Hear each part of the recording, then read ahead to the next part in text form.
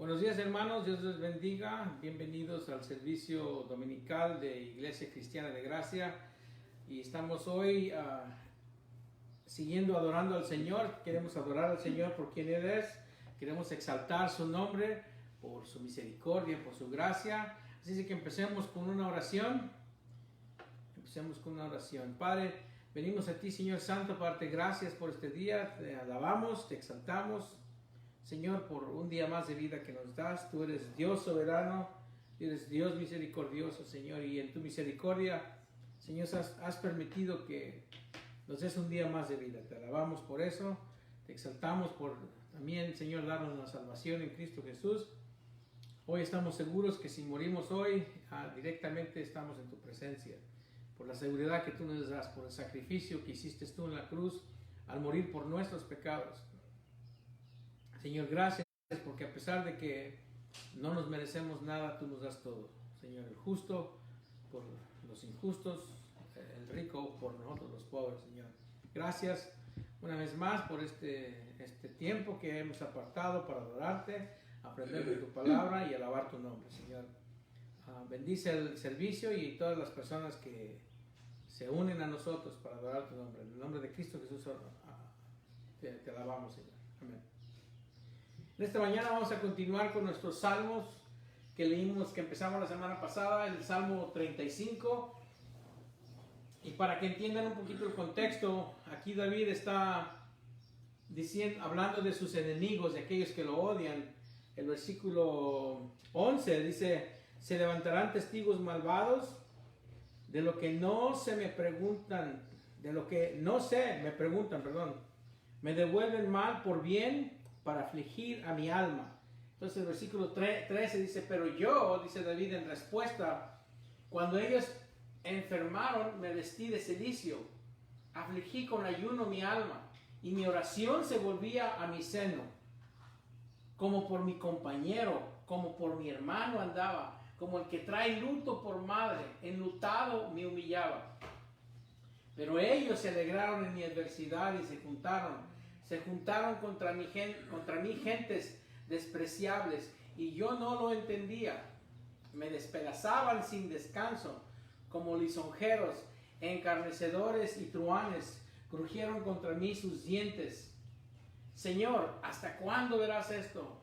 Rescata mi alma de sus destrucciones, mi vida de los leones.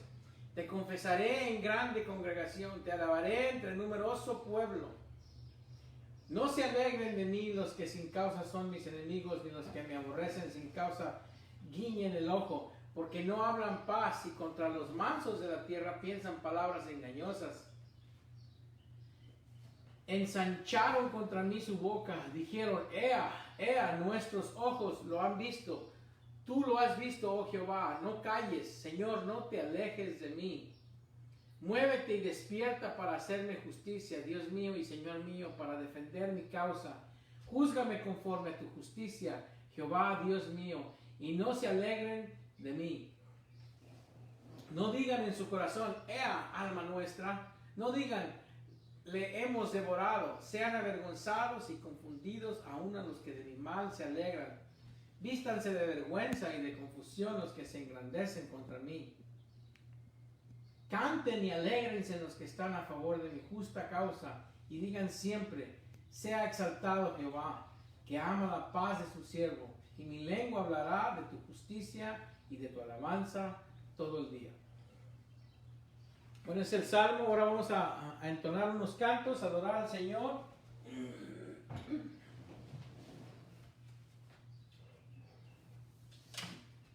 Y donde quiera que usted esté, usted puede ir. Puede danzar, puede aplaudir, puede cantar fuerte, que al cabo usted, ahí nadie lo va a oír. Nadie va a criticarlo, qué es lo que usted hace ahí. Así que usted es libre para adorar al Señor.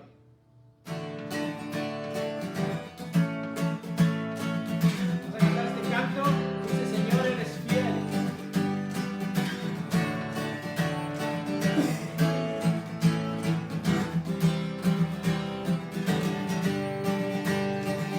Señor, eres fiel y tu misericordia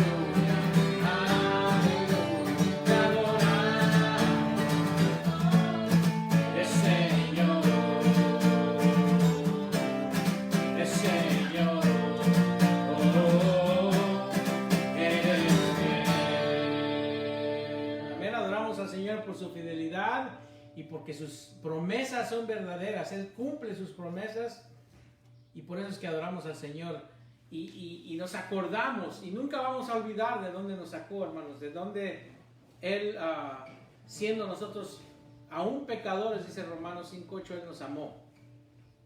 Dice que de ahí es donde nos libera el Señor de la muerte por las consecuencias de nuestro pecado. La paga del pecado, dice la palabra en Romanos 6:23, es muerte. Más, dice, más la dádiva de Dios, el don de Dios es vida eterna en Cristo Jesús. Por el sacrificio de Cristo Jesús, nosotros recibimos el perdón de pecados. Y no podemos olvidarnos, hermanos.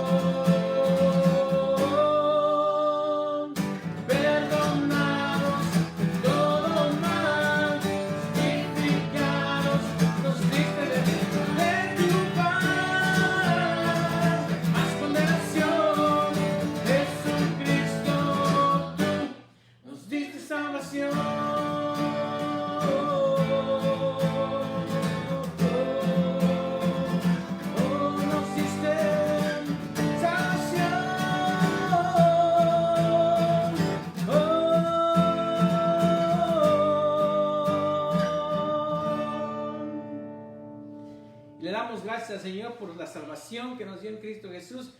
Y es tiempo de alabar al Señor, de dar gracias. Así que usted quiere dar gracias al Señor, ahí déjenos un mensaje. Déjenos un mensaje si tiene una petición.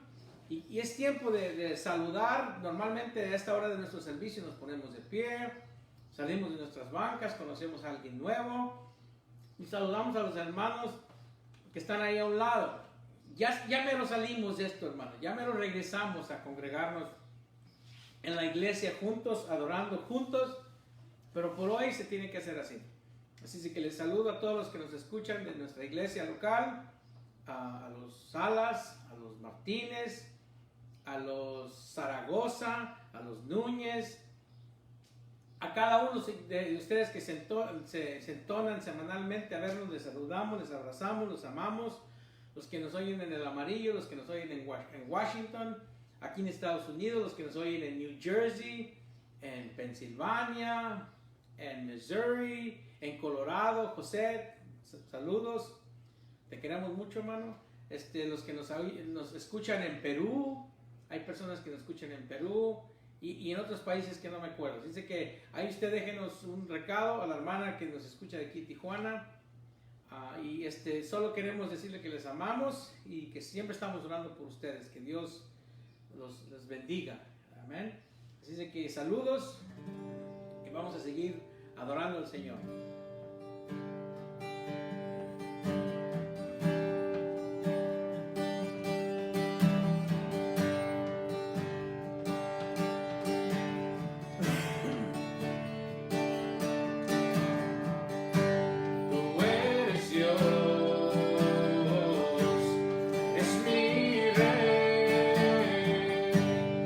es Señor Jesús. Y con mi voz clararé, tú eres Señor.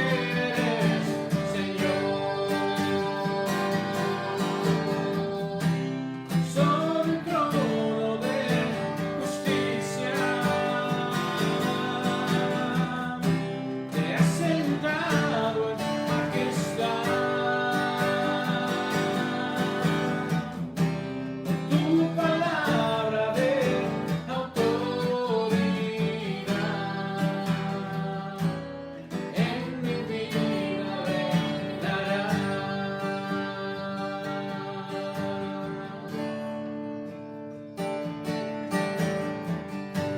Tú eres Dios, es mi Rey, eres Señor Jesús. Y con mi voz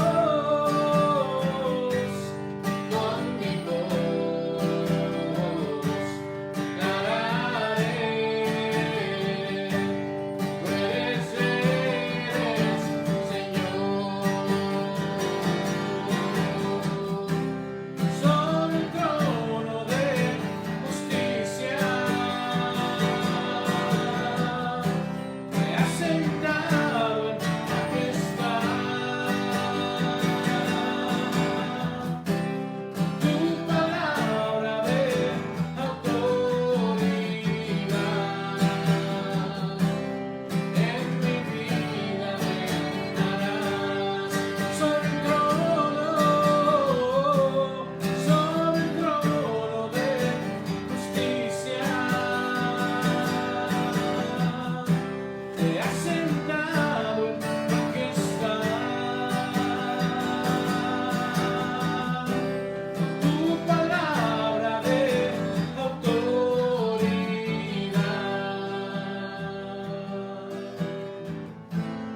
en mi vida reinarás. En mi vida reinarás.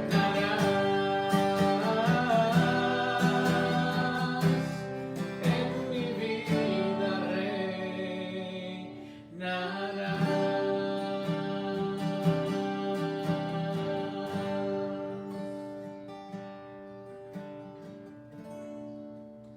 Amén. Él es el que quiere reinar en tu vida. Él es el que quiere ser el Dios de tu vida.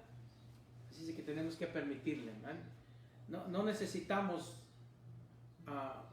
más del Espíritu Santo, porque Él ya derramó de su Espíritu Santo sobre nosotros. El Espíritu Santo necesita que nosotros nos rindamos a Él para que Él pueda hacer la obra. No se nos dio un poquito del Espíritu Santo, se nos dio todo el Espíritu Santo. Y lo que Él quiere es que nosotros nos sometamos a Él.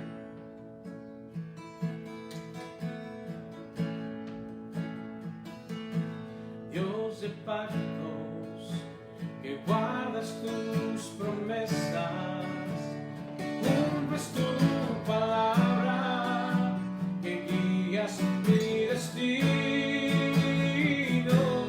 Dios de pactos, confío en tus promesas, descanso en tu palabra, por tu gracia estoy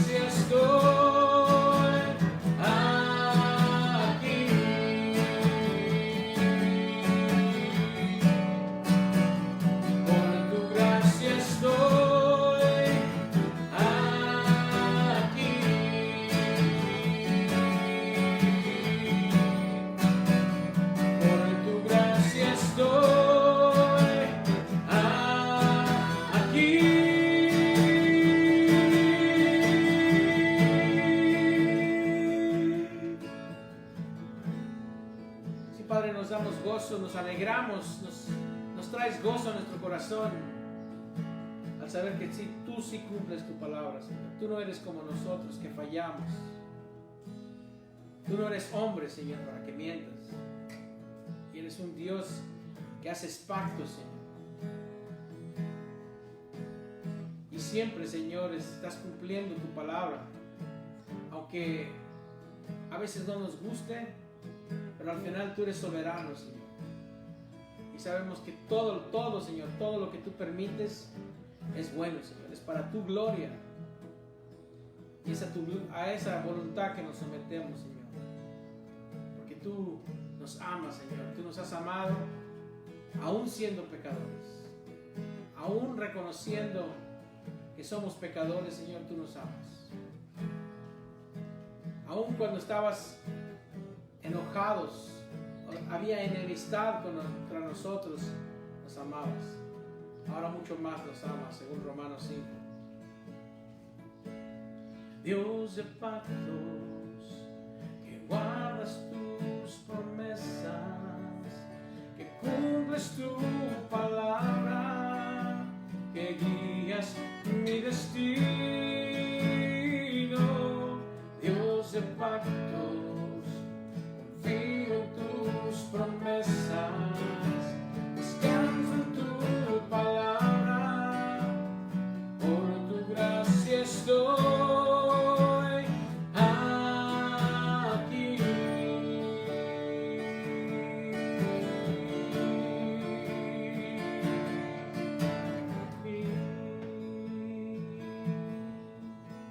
Sí, Padre, te alabamos, te exaltamos por ser un Dios fiel, por ser un Dios amoroso, misericordioso, Señor. Para ti, Señor, la gloria, en el nombre de Cristo Jesús oramos. Amén.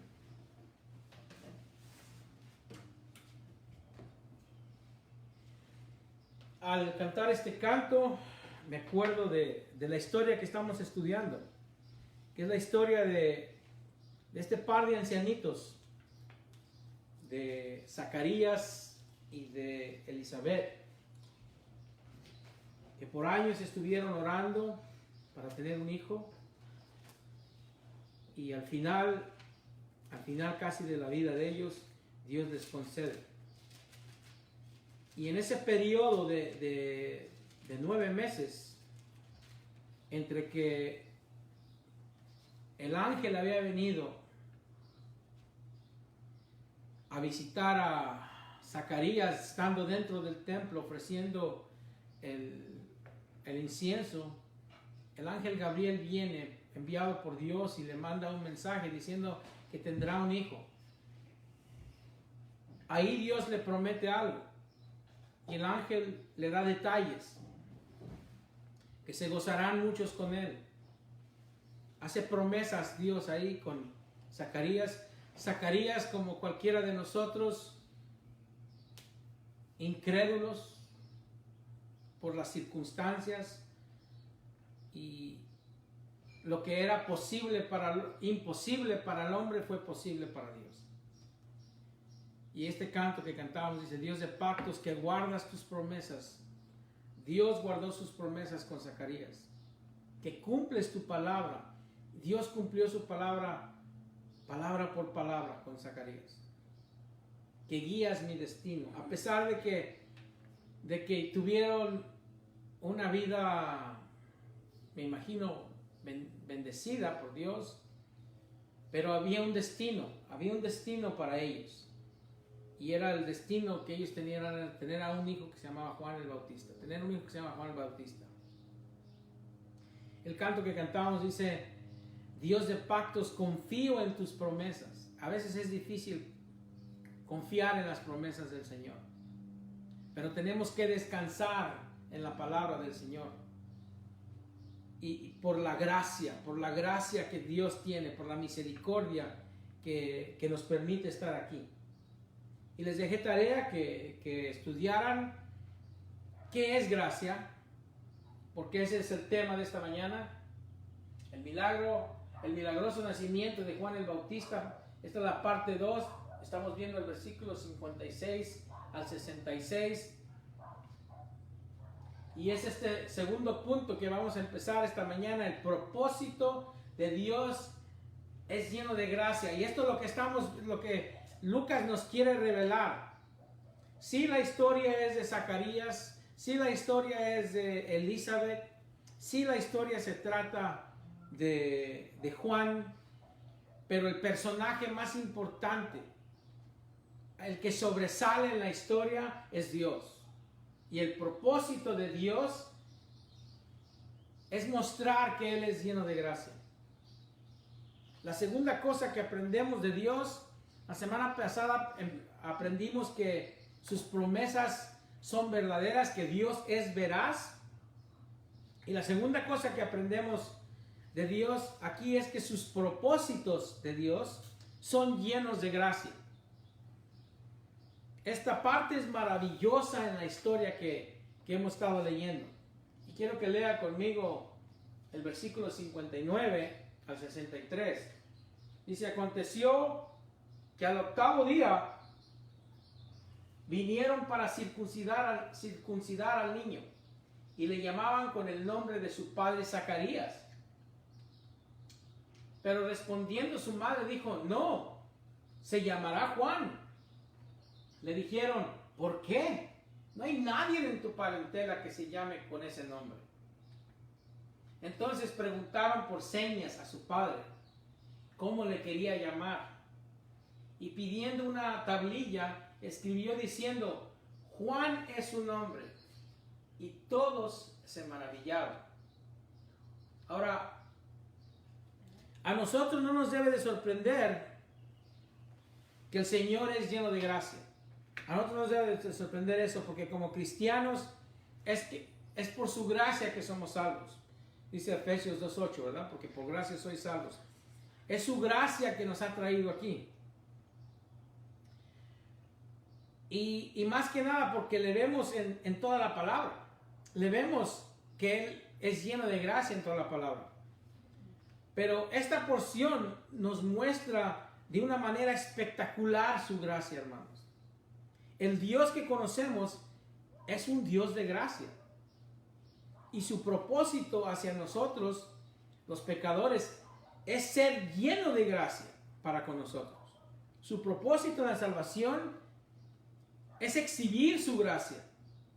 Es mostrarle al mundo que si Cristo perdona mis pecados, que yo soy el peor pecador, puede perdonarle los pecados a quien sea. Su propósito en la salvación es exhibir su gracia, ponerla en una plataforma donde todo el mundo pueda ver. Exponer gracia a todos, incluso para que los ángeles, hermanos, vean la gracia de Dios, porque de otra manera nunca la pudiesen ver. Eso es hablando de los ángeles, ¿verdad? Pero a menos que hubiese pecadores, hermanos, como nosotros, como yo, a quienes Dios pudiese poner en acción su gracia, no se podría ver la gracia de Dios. Para esta razón Dios permite el pecado, para que pueda mostrar su gracia. Hermanos, y yo sé que suene raro, ¿verdad? Pero no hay nada que pase en este mundo que Dios no lo permita. Ahora, hay cosas que Dios hace y hay cosas que Dios permite. Dios permite el pecado para que pueda mostrar su gracia y así poder ser glorificado por su gracia. Este es un atributo, hermanos, que solo vemos en la acción de perdonar pecados. Y Dios se deleita en ser un Dios de gracia. A Dios le da gozo poder perdonar nuestros pecados. Se deleita en darnos a nosotros los pecadores lo que no merecemos. No merecemos la vida eterna, hermanos, merecemos la muerte. Se deleita el Señor en salvarnos del pecado, de la muerte y el infierno. Dios, quien es eternamente santo, Dios es santo, santo, santo, que odia el pecado y odia a los pecadores persistentes, tiene intenciones buenas para con nosotros. Por esta razón, Pedro lo nombra el Dios de toda gracia. Es un título que Pedro le da en 1 Pedro 5:10. Dice, mas el Dios de toda gracia que nos llamó a su gloria eterna en Jesucristo, después que hayas padecido un poco de tiempo, Él mismo os perfeccione, afirme, fortalezca y establezca. Hermanos, un versículo bien importante, porque tenemos que ver que más el Dios de toda gracia es porque Él es un Dios de toda gracia y Él es el quien nos llamó. Usted no buscó a Dios, hermanos. Y a veces damos ese consejo, busca a Dios, y son buenas intenciones, pero técnicamente está mal por lo que leemos en Romanos, ¿verdad? No hay quien busque a Dios en Romanos 3:10. Y no se lo quiero parafrasear, pero la palabra de Dios dice que no hay justo, ni aún uno. Romanos 3:10. No hay quien entienda. No hay quien busque a Dios. No hay quien busque a Dios. Él es el que nos buscó a nosotros, que nos llamó a su gloria eterna. ¿Por qué? ¿Porque somos perfectos? ¿Porque no pecamos? No. Nos llama a su gloria eterna en Jesucristo. Porque en Jesucristo sí somos perfectos. Porque Dios nos ve a través de Jesucristo. Después que hayas padecido un poco de tiempo, Él mismo, no tú, no por tus esfuerzos, pero Él mismo os perfeccione, afirme, fortalezca y establezca. Él es el que hace toda la obra redentora, hermanos. Así es de que aquellos que creen que tienen que hacer algo, bueno, lo estás haciendo, pero el que lo está haciendo es Dios a través del Espíritu Santo. Fíjense lo que dice Salmos 84:11, hablando de la gracia de Dios. Porque sol y escudo es Jehová Dios. Gracia y gloria dará Jehová. No quitará el bien a los que andan en integridad. Dios es un Dios de gracia. Hebreos 4:16, este versículo es precioso. Acerquémonos pues confiadamente al trono de la gracia. Tú que te piensas que eres el peor pecador, que piensas que tu pecado te estorba para ir a Dios. No, Cristo ya pagó por ese pecado y te está diciendo, acércate pues confiadamente al trono de la gracia para alcanzar misericordia y hallar gracia para el oportuno socorro. No le creas a aquel que dice, tienes que ser perfecto, no puedes pecar porque si no te vas a ir al infierno. Eso es mentira. Es una mentira del diablo. Lo que aprendemos de la palabra, que es un Dios misericordioso. Si nosotros fuésemos perfectos para acercarnos a Dios, no necesitaríamos de su misericordia. Si nosotros fuéramos perfectos, tendríamos que ser perfectos para acercarnos a Dios, no necesitaríamos de su gracia. ¿Para qué Jesús entonces? ¿Para qué necesitar un Salvador? Si tú solo puedes ser perfecto. Pero no se puede, es imposible. Por cuanto todos pecaron, estamos destituidos de la gloria de Dios. La gracia de Dios se describe en la Biblia, y puede ser una búsqueda en su concordancia, en cómo se describe la gracia de Dios.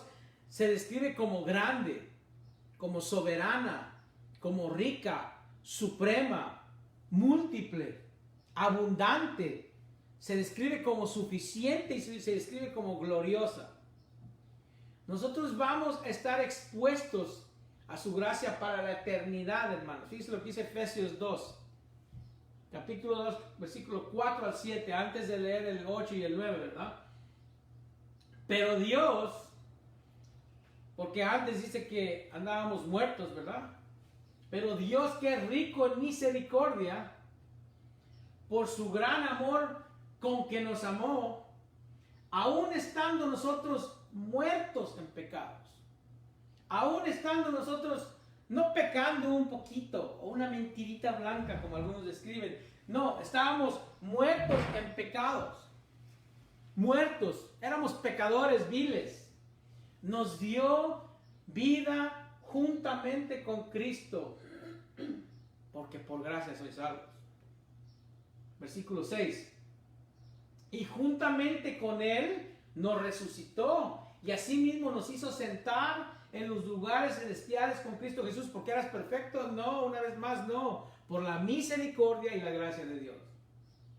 Y asimismo nos hizo sentar en los lugares celestiales con Cristo Jesús para mostrar en los siglos venideros, en la eternidad, las abundantes riquezas de su gracia, en su bondad para con nosotros en Cristo Jesús.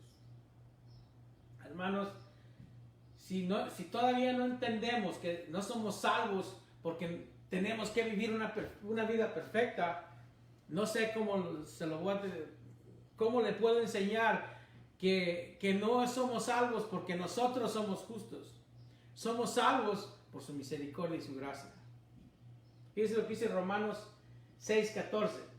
Porque el pecado no se enseñoreará de vosotros, pues no estáis bajo la ley. El cristiano, cuando nace, cuando acepta a Cristo Jesús, es muere a la ley y resucita bajo la gracia. Y por eso el capítulo 7, cuando usted lee Romanos 7, da una historia de un matrimonio, ¿verdad? Y muchos piensan que está hablando del matrimonio. No está hablando del matrimonio, hermanos, está hablando de lo que pasa con el creyente. Y aquí Pablo, y no lo tengo en el PowerPoint, pero se lo voy a leer. ¿Acaso ignoráis, hermanos? Porque este debate de que si somos salvos por gracia o si somos salvos porque nosotros somos perfectos ha existido siempre. Especialmente cuando en ese tiempo la religión que regía era el judaísmo. El judaísmo enseña, tienes que hacer esto para ser salvos. Y por eso cuando Pablo les escribe a aquellos que supuestamente saben cómo ser salvos, que conocen la ley. Romanos 7:1 dice, ¿acaso ignoráis, hermanos, pues hablo con los que conocen la ley, que la ley se enseñorea del hombre entre tanto que éste vive? Mientras que usted viva, usted está bajo la ley. Si yo vivo y me llevo una luz roja, me van a dar si me ve un policía me va a dar un ticket, me va a dar una infracción, ¿verdad? Y luego da el ejemplo de la mujer. La mujer casada está sujeta por la ley al marido mientras éste vive. Pero si el marido muere, ella queda libre de la ley del marido. Si tú estás casada y tu esposo se muere, ya no estás casada. Ahora eres viuda y ya no estás atada a ese matrimonio. No les estoy dando ideas, hermanas, no les estoy dando ideas, no brinquen a conclusiones. Versículo 3, así que si en vida del marido se uniere a otro varón, será llamada adúltera. Pero si su marido muriere, es libre de esta ley. ¿Verdad? De tal manera que si se uniere a otro marido, no será adúltera. Así también nosotros, hermanos míos, habéis muerto a la ley mediante el cuerpo de Cristo. Ahora, no estoy diciendo que no tenemos que vivir bajo la ley. Eso no lo estoy diciendo, no me malinterpretan. Pero estoy diciendo que las consecuencias, el ayo de la ley ya no cae sobre nosotros. Es lo que estoy diciendo. Fíjense lo que dice aquí. Así también vosotros, hermanos míos, habéis muerto a la ley mediante el cuerpo de Cristo, para que seas de otro. Ya no estamos casados con la ley, sino que vamos a ser de otro. ¿Y quién es ese otro? Del que resucitó. Dice, habéis muerto a la ley mediante el cuerpo de Cristo para que seas de otro. ¿Y quién es ese otro? Del que resucitó de los muertos, a fin de que llevemos fruto para Dios. Porque mientras estábamos en la carne, las pasiones pecaminosas que eran para la ley obraban en nuestros miembros llevando fruto para muerte. Pero ahora estamos libres de la ley. Versículo 6, Romanos 7, 6. Pero ahora estamos libres de la ley por haber muerto para aquella en que estábamos sujetos. De modo que sirvamos bajo el régimen nuevo del Espíritu y no bajo el régimen viejo de la letra. Ya no estamos bajo la ley, estamos bajo la gracia y la misericordia de Dios, hermanos. En este momento estamos bajo la gracia, pero heredaremos gracia por la eternidad. Fíjense lo que dice Romanos 5:21. 5:20 y 21. Pero la ley se introdujo para que el pecado abundase. ¿Ah? Sí, es lo que dice la palabra. Pero la ley se introdujo para que el pecado abundase. Dios introduce la ley para que veas lo pecador que eres tú. Mas cuando el pecado abundó, sobreabundó, ¿qué? La gracia. Para que así como el pecado reinó para muerte, así también la gracia reine para la justicia, para vida eterna mediante Jesucristo, Señor nuestro. Ahora, no debemos de malinterpretar este pasaje tampoco. ¿Qué pues diremos? Dice el capítulo 6, versículo 1. ¿Perseveraremos en el pecado para que la gracia abunde? Y Pablo dice, usa el más rotundo no que se encuentra en el griego. En ninguna manera. Porque los que hemos muerto al pecado. Bueno, la gracia de Dios se manifiesta en Jesús, hermanos. Dios exhibe su gracia en Jesús. La gracia de Dios viene a través de Cristo. La gracia de Dios se ve en este pequeño conflicto también que estamos viendo. Y la pregunta es, ¿cómo es que se ve la gracia de Dios en Cristo Jesús? Bueno, la paga de pecado es muerte. Pero la gracia de Dios, Dios siendo un Dios que nos ama, viene y se hace hombre y viene a morir por mi pecado, por tu pecado, por el pecado de todo el mundo. Ahora, la gracia se muestra en esta historia que hemos estado, regresando a nuestra historia de Zacarías, de Elizabeth. En el versículo 59, vemos que la pareja está cumpliendo la ley. Aconteció que el 8º día vinieron para circuncidar al niño y le llamaban con el nombre de su padre Zacarías. Por la ley de Dios, si va a Génesis 17, 9 al 14, nos introduce la circuncisión. Usted tiene que leerlo. Génesis 17, 9 al 14. Y luego Levíticos 12, 3. Nos da la definición simple de la circuncisión. Es algo raro para ellos en ese tiempo. La pregunta se puede hacer, ¿por qué hacen esto? Muchos quizás se preguntarían, ¿por qué están haciendo esto? Si Dios quiere que se les quite el prepucio, ese pedazo de carne en la parte privada del hombre, ese pedazo de carne que existe, si Dios quiere que se lo quite, ¿por qué no nos creó sin él? ¿Por qué Dios no creó, si Dios tiene el poder para crearnos sin el prepucio, sin ese pedazo de carne que quiere remover? O sea, la respuesta es algo única. La respuesta que vamos a estudiar que el por qué quiere que Dios que hagamos eso es algo único, hermanos, y viene en 3 propósitos. Aquí está la primera, la razón física.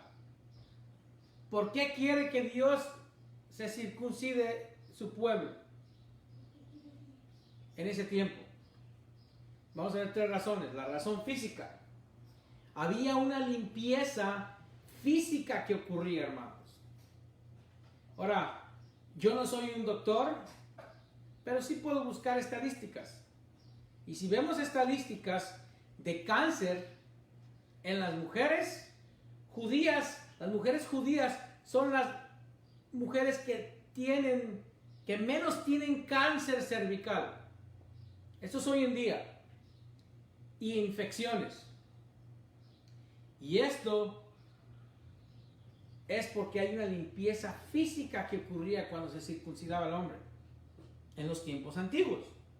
No tanto en este tiempo, en este mundo higiénico, moderno, que ya no queremos ni que nos saluden, ¿verdad? Especialmente con lo que está sucediendo. Pero todo esto va a pasar, hermanos. Tenemos que regresar a los saludos y a los abrazos. Y perdóneme si cuando yo lo vea le salude, porque yo estoy acostumbrado así. Pero dígame, no, de codito o algo así. No tengo ningún problema. Esto tenía un beneficio higiénico, la circuncisión. Un beneficio físico. Esto era plan de Dios para su pueblo. Les dio muchas fórmulas médicas a su pueblo. Muchas leyes dietéticas que los perpetuaban, ¿verdad? Que los perpetuaban a los judíos. Que los protegía de enfermedades, infecciones. Así que hay primero una razón física por la circuncisión. Y segundo, hay una razón nacional. Una razón nacional. Bueno, Dios quería que tuvieran una marca especial que nadie más tenía, que los identificaba con el pacto que Dios hizo con Abraham, el convenio abrámico. Así que había un propósito nacional, aparte del físico, había un propósito de identificarlos nacionalmente, si se puede decir de esa manera. Esto era que ellos llevarían una marca, un símbolo que los identificaría, que ellos pertenecían a la semilla de Abraham. Esto los identificaba como el pueblo de Dios. Ahora, la tercera razón es espiritual. Entonces hay una razón física, una razón nacional y una razón espiritual. También había un símbolo espiritual. Esto es lo que debemos, hermanos, de entender. Muy importante lo que vamos a hablar ahorita.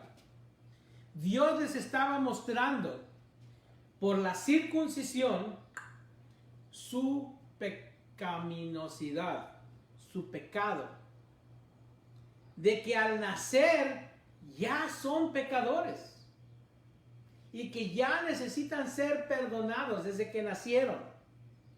Ahora, para poder definir qué tan profundo es el pecado del hombre, qué tan sistemático, qué tan endémico, qué tan profundas son sus raíces del pecado en el hombre, le pregunto, ¿a dónde vamos para probar esto? ¿Cómo podemos ver qué tan profundo es el pecado del hombre? ¿A dónde podemos ir? Ahora, muchos pueden decir simplemente escuchando lo que dicen, ¿verdad? Escucha cómo hablan, cómo se expresan. Lo que dicen a veces nos identifica quiénes somos por la manera que hablamos. Bueno, hay personas que no hablan, que son mudas, como lo que estamos estudiando en Zacarías. Así que sería difícil de ver la profundidad de su pecado a través de lo que no habla. Y hay personas que cuidan sus palabras bien. Y quizás no puede escuchar sus palabras porque las cuidan bien. Y no vamos a poder ver, no nos va a revelar sus palabras la profundidad de su depravación. Incluso personas dicen que su pecado se indica por lo que hacen. Entonces lo que tenemos que ver es observar. Parte de mi trabajo secular es la observación. Mi trabajo, donde yo trabajo, es bien importante observar lo que el niño está haciendo, su comportamiento. Pero eso es difícil de hacer. Es difícil ver la profundidad de su depravación, de pecado, porque muchos cuidan las cosas que hacen alrededor de otras personas. No actuamos de la misma manera cuando estamos solos que cuando alguien nos ve, hermanos.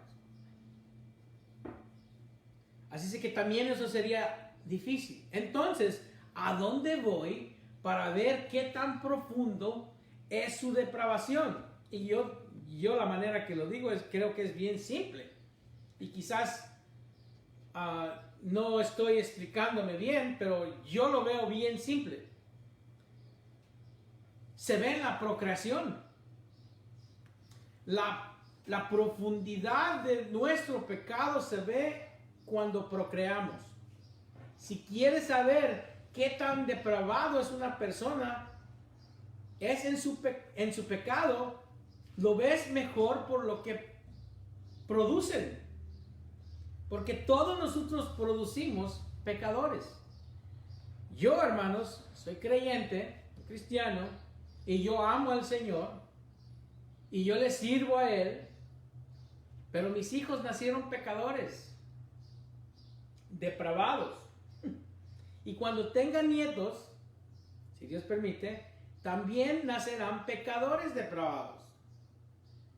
Nacerán pecadores desde la raíz. El elemento esencial de la depravación es un componente de mi naturaleza. El pecado es un componente de mi naturaleza que se pasa en la procreación. Y esto muestra qué tan profundo es mi pecado. Dios está ahí para darle a Israel una lección, una ilustración a través de la circuncisión, que ellos necesitaban ser limpios de una manera profunda que el nivel de su pecado lo requería. Esto es la circuncisión, el símbolo espiritual de que ya nacen necesitando un Salvador, de que acaban de nacer, ya son pecadores. Era una marca para recordarles de su pecado y de la gracia y misericordia de Dios. Ahora el versículo 59 dice: aconteció que al octavo día vinieron para circuncidar al niño y le llamaban con el nombre de su padre Zacarías. Era tiempo de circuncidarlo a Juan, para protegerlo físicamente, identificarlo con la promesa que se le dio a Abraham, y más que nada, para recordarle a él, a Zacarías y a Elizabeth, y a todos los que estaban presentes de la necesidad de la limpieza espiritual por la profundidad de su pecado. Ahora, tradicionalmente, el padre hacía esto. A veces las mujeres lo hacían, pero muy raro, como la esposa de Moisés. Nos damos cuenta que cuando esto sucedía tenía que haber un grupo de testigos, 10, digamos. Ahí estaba el grupo con Zacarías y con Elizabeth, de personas como testigos diciendo que atestiguando que sí hubo una circuncisión. Y el mismo grupo, la mayoría de las veces participaban con el nombre del hijo. Y este grupo que vemos en nuestro texto decidió ponerle Zacarías al niño como su padre. Y hasta cierto punto era un buen gesto, queriéndolo honrar a Zacarías. Sí, es un sacerdote, les ha servido por muchos años, Pero siempre estaba ahí, aunque se iba, ¿verdad?, al templo 2 semanas al año, pero siempre el resto de los tiempos estaba ahí sirviéndole al pueblo, enseñándoles como sacerdote local. Hasta cierto punto pueden sentirse mal por Zacarías, este grupo de personas. Recuerden que por 9 meses no puede hablar. Bueno, aquí todavía está mudo. Y por fin Dios milagrosamente le da un hijo. Entonces quieren ponerle al niño Zacarías para darle gozo a Zacarías, quizás será un honor que le quieran poner Zacarías. Ahora, el Antiguo Testamento no nos da una indicación de cuándo nombrar al niño, ¿verdad? Es muy probable que se desarrolló entre algunos judíos nombrándolo al circuncidarlo, como vemos aquí. Los romanos tenían la tradición de nombrar a sus hijos a los 9 días de nacido. Los griegos, que fue el imperio que reinaba antes de los romanos, entre el 7º y el 10º día nombraban a sus hijos. Es posible que por ver esas costumbres, los judíos comenzaron a hacerlos al 8º día. Como también si vemos que Moisés fue nombrado al 8º día. Se le puso su nombre a Moisés al 8º día, ese fue el día que fue circuncidado también. El nombre Abraham cambió a Abraham el día que fue circuncidado. Así que sí hay algunas citas bíblicas en el Antiguo Testamento donde quizás se establece hasta cierto punto una tradición de nombrar al bebé al 8º día o el día de su circuncisión. Lo que sí sabemos es que Juan sí fue nombrado al 8º día. Esto fue lo que hicieron. Sus papás y su papá y su mamá decidieron circuncidarlo, y no era raro que la gente también participaba en nombrar al niño. Si ven en Ruth 4:17, y le dieron nombre a las vecinas, diciendo, le ha nacido un hijo a Noemí, y lo llamaron Obed. Este es padre de Isaí, padre de David. Entonces vemos ejemplos en el Antiguo Testamento donde un grupo de personas dan opinión de cómo se debe de llamar el bebé, ¿verdad? Y es una de las cosas típicas cuando vemos una persona embarazada. Las preguntas son, hoy en día ya podemos saber, ¿es bebé? ¿Es varón o es hembra?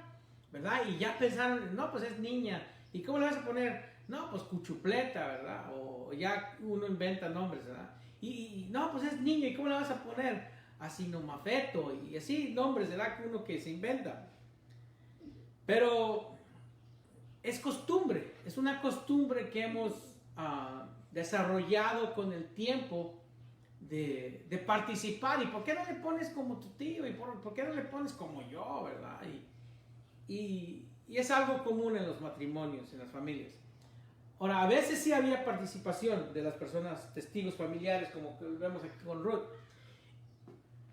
En Israel, hermanos, los nombres son bien descriptivos. Nombrarlo Zacarías sería un honor a su papá. Aunque más frecuentemente el bebé le ponían como el abuelo. No tanto como el papá, mejor honraban al abuelo, al papá. Mi hijo fue nombrado como sus abuelos. Mi hijo se llama Juan Pedro. Fue llamado Juan por mi papá, que se llamaba Juan, y fue llamado Pedro porque el papá de mi esposa se llama Pedro. A veces los nombres eran para describir características físicas.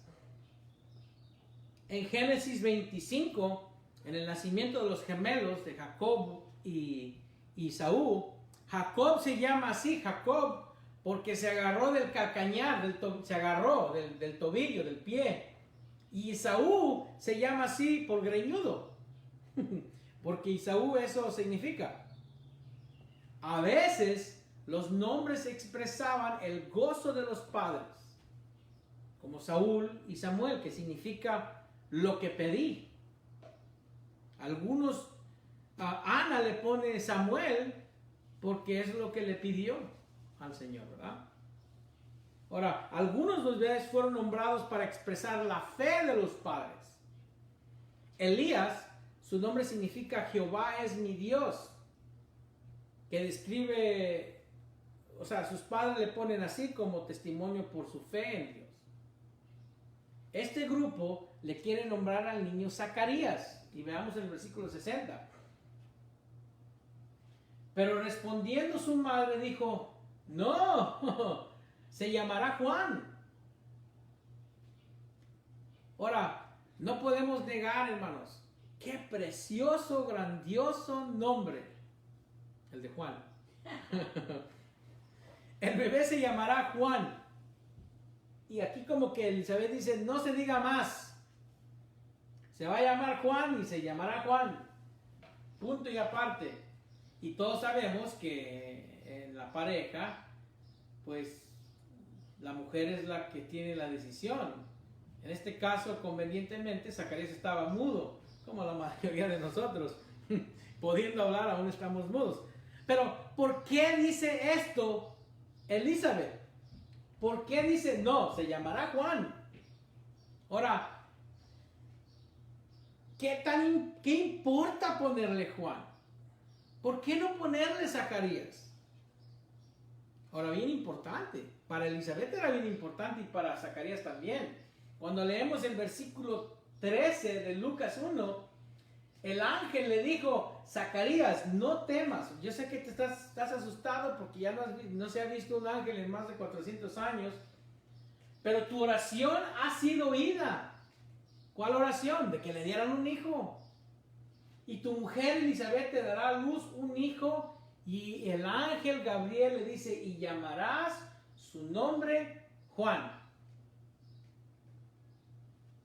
Ahora, ¿qué importa una vez más? ¿Por qué ponerle Juan? Hay tantos profetas con diferentes nombres. Dios nunca le importó involucrarse con los padres de otros profetas. Al menos de esta manera no lo había hecho. ¿Qué diferencia hay en cuál sea su nombre? ¿Qué diferencia hay en cuál sea su nombre? Cualquier nombre sigue siendo la misma persona. Si yo me llamara Anacleto, mi personalidad va a ser la misma. ¿Por qué Juan? ¿Por qué Juan?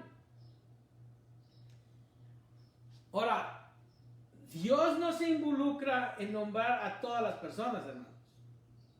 Él permite que se llamen así, pero no directamente se involucra a que nombremos a todas las personas en una manera directa como vemos aquí.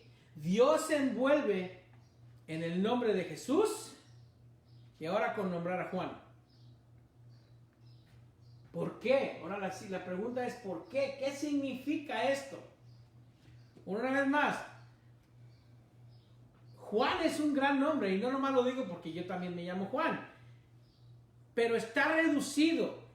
El nombre Juan está reducido de la palabra Jehoanán. Jehoanán. La primera parte del nombre es Jeho o Geo. Esto es Dios Jehová. La segunda parte del nombre significa gracia. Juan significa Dios es lleno de gracia. God is gracious. Me gusta cómo se escucha en inglés. Nosotros no tenemos una palabra que le podemos aumentar algo a la palabra para decir que es lleno. En inglés sí, si le aumentas el I-O-U-S o O-U-S a la palabra significa lleno de. En esta palabra grace, gracious, entonces es lleno de gracias, lleno de gracia. Dios es lleno de gracia, es lo que significa la palabra Juan. Dios quiere que ese bebé se llamara Juan. Dios quería que se llamara Juan Dios es lleno de gracia porque el propósito a través de ese bebé, el Mesías a quien le iba a declarar Juan, es lleno de gracia. Así es que cuando él oía su nombre, él apuntaba a Jesús. Como diciendo, ¿se acuerdan que una vez preguntan, Juan, ¿eres tú el que esperamos? Y dice, no, el que es lleno de gracia es él. Yo me llamo lleno de gracia, pero en realidad el que es lleno de gracia es él. Lo que vemos en la historia, en esta historia de Elizabeth, de Zacarías y de Juan, es a Dios diciéndonos lo que aprendimos la semana pasada, que sus promesas son verdaderas. 2, que sus propósitos son llenos de gracia. Que Dios peleara, que Dios peleara por ese nombre, hermanos, era porque identificaba sus propósitos. Pero ellos, el grupo, hablando del grupo de invitados con Elizabeth y Juan, no entendieron por qué llamarle Juan, por qué la necesidad de llamarle Juan. Le dijeron, ¿por qué? No hay nadie en tu parentela que se llame con ese nombre. Elizabeth, no, es más, olvídate, vamos a ir con Juan. Vamos a ir con Zacarías a preguntarle a él, porque algo anda mal contigo. Y ellos dicen, ¿de dónde viene el nombre? No hay nadie que se llame Juan en tu familia. El grupo no entendía. ¿Por qué no honrar a tu esposo, Elizabeth? Ponle Zacarías. Entonces, quizás pensando que era solo decisión de ella, van con Zacarías. Este grupo va con Zacarías porque quieren tomar la decisión de llamarle Zacarías al bebé. Y esto es lo que dice el versículo 62. Entonces preguntaron por señas a su padre cómo le quería llamar, porque acuérdense que Zacarías está mudo en este instante. Y el hecho de que están preguntándole por señas, ahora en ese tiempo no había ASL o un sistema que usáramos que esto significa gracias, que esto significa, ¿sí me entienden? O sea, no había un sign language, no sé cómo se diga en español, un idioma de señas, ¿verdad? Entonces, ¿por qué preguntarle a Juan en señas? Y aquí es donde yo creo que aparte de estar mudo, se había quedado sordo. ¿Ok? Porque si alguien está mudo, no quiere decir que también está sordo. Pero en este caso yo creo que también estaba sordo. Entonces el versículo 62 dice, entonces preguntaron por señas a su padre cómo le quería llamar. Recuerden que Zacarías está en esta condición por no creerle al ángel. ¿Para qué hacerle señas? Una vez más, yo creo que aparte de estar mudo, se queda sordo. Y yo sé que muchos me van a querer corregir, porque la palabra no dice que está sordo. Pero ¿para qué hacerle señas? ¿Para qué hacerle señas si no está sordo? Bueno, la palabra griega, y voy a ir un poquito más allá, que se usa en el versículo 20, y ahora quedarás mudo y no podrás hablar hasta el día en que esto se haga, por cuanto no creíste en mis palabras, las cuales se cumplirán a su tiempo. La palabra mudo aquí en el griego es kaufas. La vemos en el capítulo 7, versículo 22, versículo 32, y en la traducción de la Septuaginta, del Antiguo Testamento. Eso quiere decir que traducieron el Antiguo Testamento, que fue escrito en hebreo, lo traducieron la Septuaginta, 70 hebreos lo traducieron en griego. En el versículo 19 de Habacuc 2 usan esta misma palabra que les acabo de dar, kaufas. Así que Zacarías, que quiere decir que se queda, kaufas significa mudo y sordo. Así que Zacarías no puede oír ni hablar. Bueno, y en realidad no tiene mucho interés. El caso es de que no se podía comunicar. Versículo 63, y pidiendo una tablilla, escribió diciendo, Juan es su nombre, y todos se maravillaron. Por 9 meses, hermanos, tenía que escribir todo. Esta tablilla es una tabla delgada que se cubría con cera. A esa tabla se le ponía cera y con un palillo podía escribir en la cera. Ahora con la tecnología tenemos maravillas, ¿verdad? Tenemos tablets, podemos mandar un texto, etcétera, etcétera, etcétera.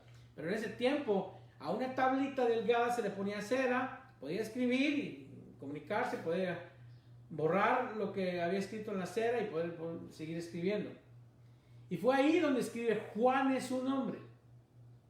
Sin ninguna explicación, nomás escribe Juan es su nombre. Muy probable porque no entendían. No sabían por qué ponerle Juan. Y él hace la afirmación, Juan es su nombre, y punto y aparte. A este bebé, hermanos, lo nombró Dios. Y su nombre es Juan. Porque a través de Juan, la gracia de Dios explotaría al mundo. En realidad podemos ver el plan de redención en solo ver sus nombres de estas personas. Primero vemos a Zacarías. Zacarías significa Dios recuerda sus promesas. Y hace mucho tiempo Dios había prometido a un Mesías, un Cordero, a un Salvador. ¿Se acuerdan en Génesis 22 cuando Abraham va a ofrecer a Isaac? Isaac le dice, aquí está la leña, pero ¿dónde está el Cordero? Y Abraham hace una profecía. Dice, Dios se proveerá como Cordero. Génesis 22. Elizabeth significa Dios es absolutamente fiel. Dios va a cumplir sus promesas. Es lo que estudiamos la semana pasada. Juan significa Dios es lleno de gracia. Entonces en la familia sus nombres son Dios recuerda sus promesas, Dios es absolutamente fiel, Dios es lleno de gracia. Jesús significa Jehová salva. Entonces, Zacarías tiene que recordar las promesas de Dios. Elizabeth tiene que recordar que Dios es absolutamente fiel, que no cambia. Él cumple sus promesas. Y Juan, toda su vida tiene que recordar que Dios es lleno de gracia. A quien él va a apuntar, que es Jesús, que es Jehová que salva. El propósito entero se refleja en los nombres. Cuando Dios es específico, que se llame una persona de cierta manera, tenemos que poner atención. Hay un propósito. Esto es exactamente lo que vemos en la historia. Ahora, hay personas que se van más allá, ¿verdad? Y piensan que todos los nombres tienen un significado. Aquí solamente vemos en cierto, la palabra no nos dice que todos los nombres, si eso fuera el caso, Dios dijera, fíjate cómo se llama y por qué se llama así, ¿verdad? Pero no lleguemos a ese punto. Así que en la historia vemos que sus promesas son verdaderas, sus propósitos son llenos de gracia, y todo esto se trata de cómo Dios es lleno de gracia a todo el mundo, mandando su gracia. Y Juan es una llave en lo que está en la que usa Dios usa a Juan para apuntar a Jesús. Juan es la clave que Dios va a usar, que está a punto de mandar al Señor. Un último punto de naturaleza de Dios que vamos a ver aquí. Su poder es maravilloso. Algo, hermanos, inmediatamente en el versículo 64 es lo que vemos. Al momento fue abierta su boca y suelta su lengua y habló bendiciendo a Dios. Esto es lo que pasa con Zacarías. Y aquí se refleja el poder de Dios. Su poder es maravilloso. Es lo que estamos queriendo ver en este tercer punto. Ahora, aquí nos vamos a quedar. Bueno, más bien les voy a decir ahorita que quizás terminemos un poquito más tarde, porque quiero terminar este punto. Es bien importante. Tengo más de 10 minutos. Algo pasa inmediatamente, hermanos, cuando le ponen el nombre al niño. Se decide que le van a nombrar Juan, y entonces inmediatamente dice la palabra al momento. Y quiero que recuerde esta frase: al momento fue abierto, al momento. Esa frase nada más, estas dos palabras, al momento, al instante, al momento. Fue abierta su boca y suelta su lengua y habló bendiciendo a Dios. Este milagro, esto es un milagro, hermano, sin duda. Sin duda es un milagro. Aquí un mudo al instante comienza a hablar. Este es el poder de Dios exhibido, hermanos. En toda la palabra vemos el poder de Dios. En toda la palabra vemos que Dios es poderoso. Fíjense lo que dice Salmo 62:11. Una vez habló Dios. 2 veces he oído esto, que de Dios es el poder. Por toda la palabra vemos un nombre de El Shaddai. No sé si usted ha oído ese título, El Shaddai. Dios Todopoderoso, es lo que significa. Su poder es descrito en la palabra como grande, fuerte. Una vez más, puede ser una búsqueda, una concordancia del poder de Dios, y en esa concordancia va a haber todas las citas donde se nombra el poder de Dios, y vamos a ver cómo se describe. Bueno, yo ya lo hice, usted lo puede hacer. Yo nomás estoy nombrando algunas de las características que se ven cuando buscamos la palabra el poder de Dios. Se describe como un poder grande, como un poder fuerte, como un poder glorioso, como un poder eterno, como un poder soberano, como un poder irresistible, como un poder incomprensible, como un poder incomprendible.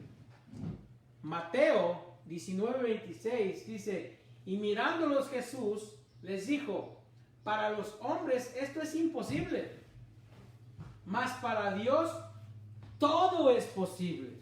Y acuérdense que acabamos de leer en nuestra historia, en Lucas 1:37, cuando el ángel está hablando a María, le dice: porque nada hay imposible para Dios. Desde Génesis 18:14, ¿hay para Dios alguna cosa difícil? Al tiempo señalado volverá a ti, y según el tiempo de la vida, Sara tendrá un hijo. Dice que no hay nada imposible para Dios. Apocalipsis 4:8.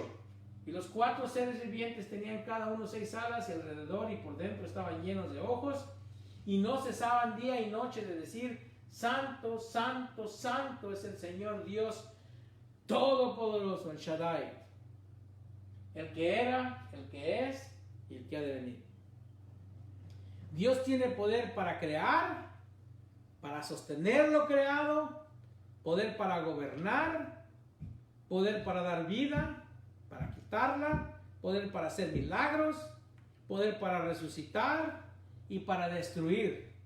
Él es el Dios Todopoderoso y su poder es maravilloso, hermanos. Versículo 64 de Lucas 1.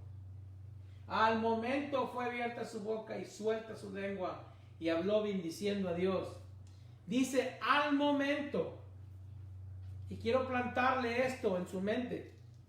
Esta es una frase milagrosa, porque vamos a ver esta frase por todo el libro de Lucas y en el libro de Hechos, que fueron escritos ambos por Lucas. Cuando vemos las sanaciones en el Nuevo Testamento de Jesús y los apóstoles, todos los milagros fueron instantáneamente, hermanos, al momento. No existía lo que vemos a veces en la televisión o lo que oímos de falsos sanadores, ¿verdad? Que les dicen, ya eres sano, pero si crees, en unas semanas te vas a sentir mejor. Estas sanaciones eran absolutamente instantáneas, las que vemos en Hechos y en Lucas. En todos los casos. Por esta razón, esta frase, al instante, al momento, es un componente importante en el Evangelio de Lucas. Y lo vamos a ver en los capítulos 4, 5, 8, 13 y 18. Vamos a ver esta frase relacionada a milagros. Esto aquí es un milagro notado por Lucas, por la frase que usa. Esto también es una profecía que se cumplió. En el versículo 20,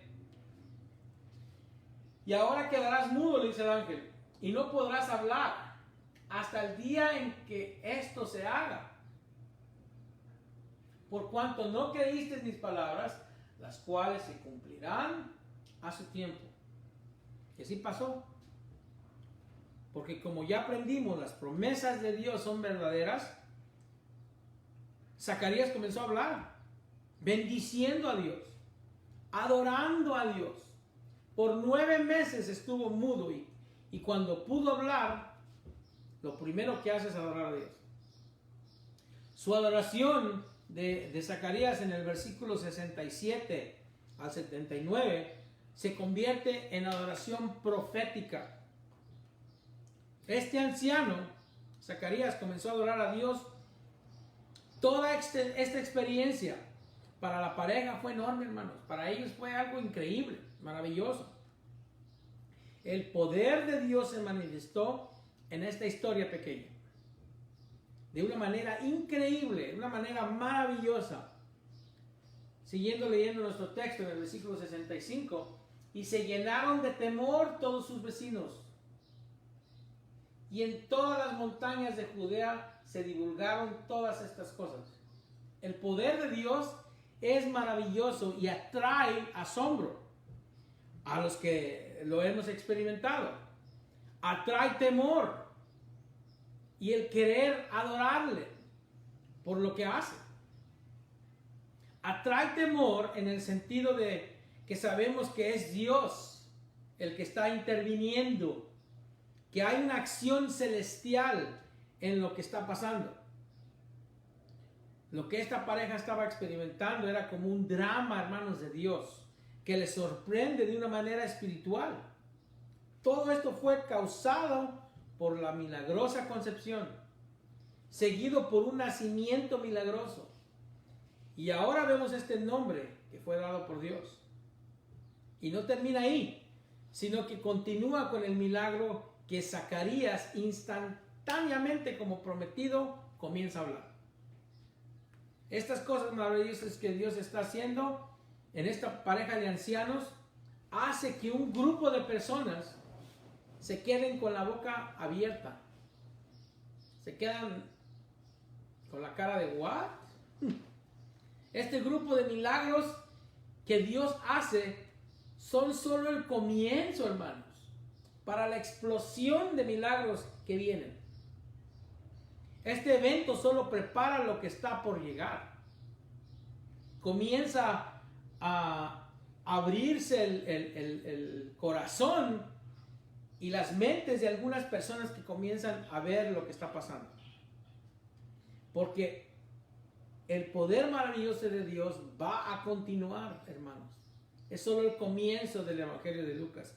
Y va a continuar dejando a muchos con la boca abierta. Esto es lo que vemos en el libro de los Hechos también, bajo el poder de Dios que les da a los apóstoles.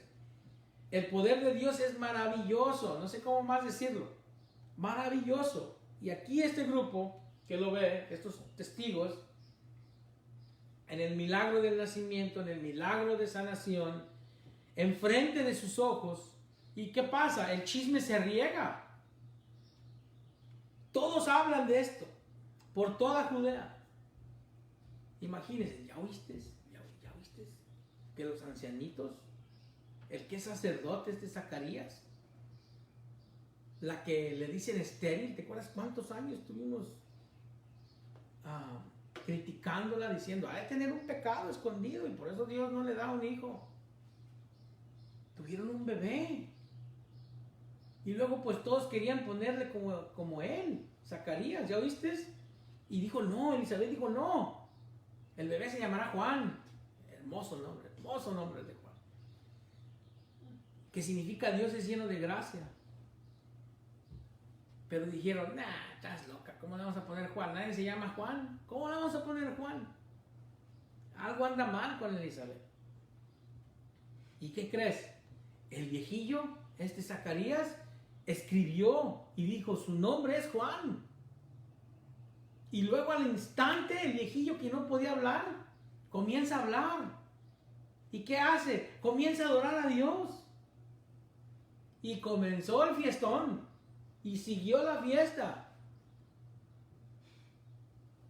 Por días siguió la fiesta. Ahora, lo que no está en el chisme, porque los chismes son chismes, ¿verdad? Y se riegan de volada.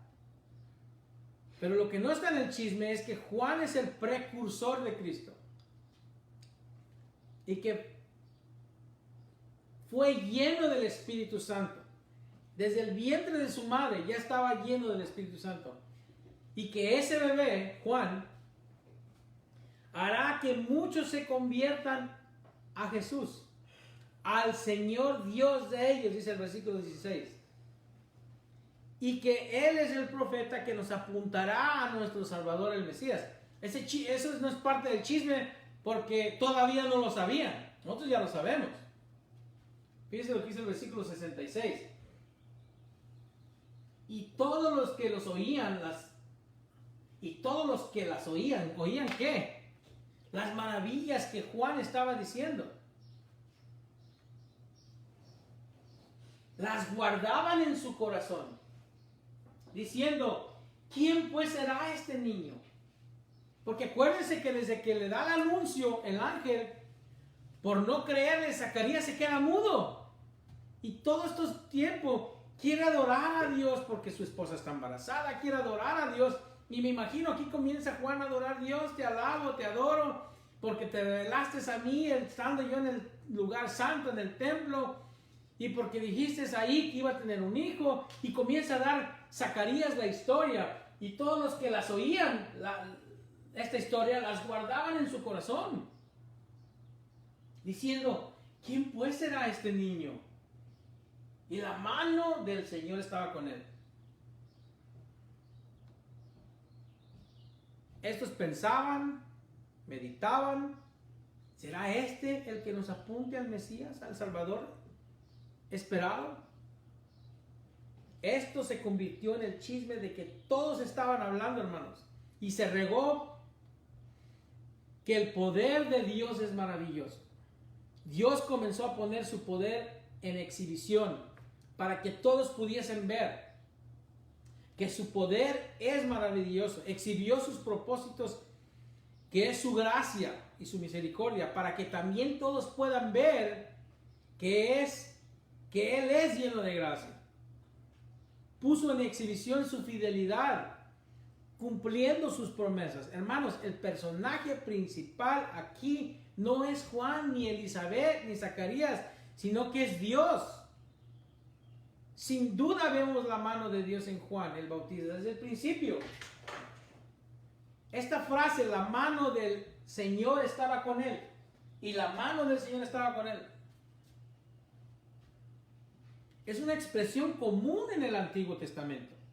Cuando estén leyendo el Antiguo Testamento, subrayenla, esta expresión, porque lo que indica es la poderosa presencia de Dios, la presencia santa del Señor. Hermanos, la conclusión que no podemos evitar en esta historia, porque así lo hace Lucas. Lucas nos arrincona y nos pone contra la pared, nos pone contra la pared y no nos queda otra conclusión más que ver la mano de Dios. Y Él nos pone para que nos podamos ver que Dios está actuando. Dios se está moviendo de una manera redentora, de una manera que podemos ver su gracia en la historia de la humanidad. Lucas está mostrándonos cómo es que el Salvador del mundo ya viene, cómo Dios está moviendo en la humanidad, y se está moviendo para alcanzarte a ti, que no le conoces. Se estaba moviendo en ese tiempo para alcanzar a estos testigos chismosos, que Dios usa para regar su poder, para regar que ellos digan que Él es lleno de gracia, que Él es fiel, que cumple sus promesas. Y de eso se trata esta historia de la circuncisión, de este pedazo de la historia de Zacarías y de Elizabeth y de Juan. Demostrar que la mano del Señor estaba ahí. Y hermanos, la mano del Señor todavía actúa y quiere actuar en nuestras vidas. Y a nosotros que ya conocemos que Él es maravilloso, que Él es fiel, que cumple sus promesas, que es veraz y que Él es lleno de gracia, nos toca compartir. Nosotros debemos de ser esos chismosos ahora. Nosotros nos toca ser ese que va a llevar esta historia de redención a otros que no le conocen. Así que así vamos a terminar. Oremos. Padre, te damos gracias. Damos gracias porque tú eres un Dios que cumples tus promesas. Eres un Dios veraz. Eres un Dios fiel. Eres un Dios que eres lleno de gracia. Y te has compadecido de mí, el peor pecador. Y si te has compadecido de mí, que soy el peor, te puedes compadecer. Te has compadecido de todo el mundo. Señor, yo te pido que te compadezcas de aquel que está escuchando tu palabra. No mi palabra, tu palabra, que te está escuchando a ti, que a través del Espíritu Santo está comenzando a rascar su corazón. Está comenzando a darle vida a ese corazón de piedra. Te pido, Señor, por esas personas que no te conocen, que te puedan conocer y que puedan tener comunión contigo y que puedan adorarte como lo hace Zacarías aquí, al punto de que los testigos guardaban esas cosas en sus corazones. Yo te pido que lo que compartimos hoy puedan guardar en sus corazones y puedan ver tu gloria, tu grandiosa, maravillosa mano, que eres lleno de gracia y que quieres que todos lleguemos al arrepentimiento. Gracias una vez más. Para ti, Señor, sea la gloria en el nombre de Cristo Jesús. Amén. Así terminamos nuestro servicio de hoy, hermanos. Les pido que sigan orando por nuestro país y por todo el mundo en realidad que ha sido afectado con este coronavirus, y que podamos regresar a la normalidad lo más pronto posible. Les recuerdo que el viernes nos reunimos a las 7:30. Dios los bendiga.